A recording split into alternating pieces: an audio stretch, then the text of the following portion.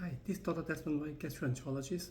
I want to talk about ICU jaundice, or in layman term, liver dysfunction in critically ill patient.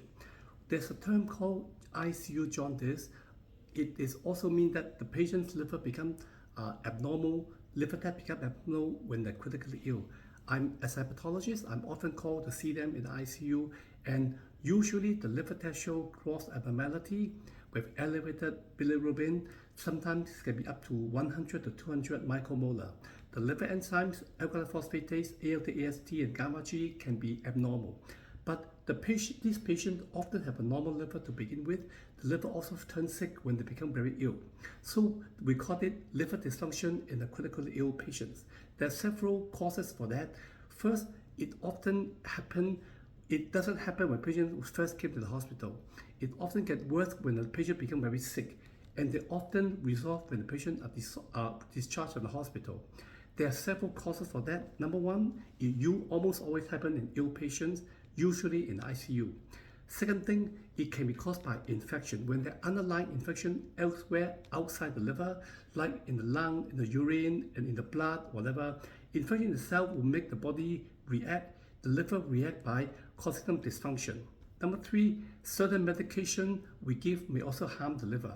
In a patient who is critically ill, they are often with a lot of antibiotic, antifungal, and other medication for the heart, for the kidney. And these medications can sometimes harm the liver. Next thing is hypoxia. When the patient is short on oxygen, when the oxygen level drop, they may affect the oxygen supply to the liver. When the liver receives less oxygen from the body, liver can react as well. And also hypotension. In a critically ill patient often have low blood pressure. As a result, they are on inotropes, and that can help to constrict the blood vessel to maintain the blood pressure. When such thing happens, they may have reduced blood flow, reduced oxygen flow to the liver.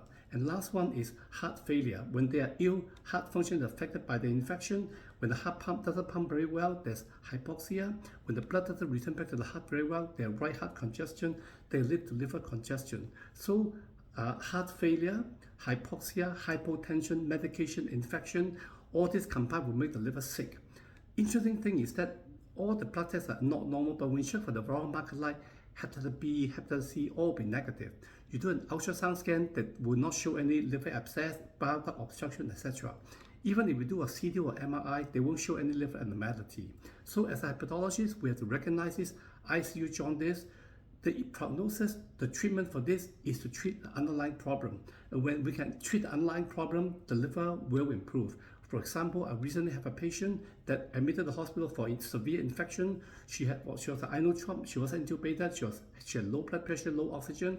The liver got abnormal. I was called to see her, but I labeled it as ICU jaundice or liver dysfunction in critically ill patients. When the infection resolves, the liver starts to improve. So when you have ICU jaundice, just sit tight, support all the system, treat the underlying cause. The liver almost always return back to normal once the underlying problem, in this case sepsis, is controlled. Dr. Desmond White.